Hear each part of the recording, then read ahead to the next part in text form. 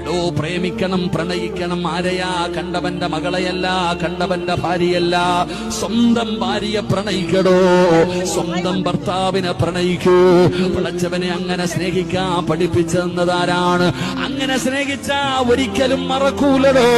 മരിച്ചു മണ്ണിനോടലിഞ്ഞു പോയാലും മറക്കാൻ കഴിയില്ല. അതുകൊണ്ട് എന്റെ പ്രിയപ്പെട്ട പെങ്ങന്മാരോട്, പെങ്ങള് ഭർത്താവിനെ ബഹുമാനിക്കണ്, ഭർത്താവിനെ ആദരിക്കണ്, ഭർത്താവിന് കൊടുക്കേണ്ട സ്ഥാനം കൊടുക്കണ്.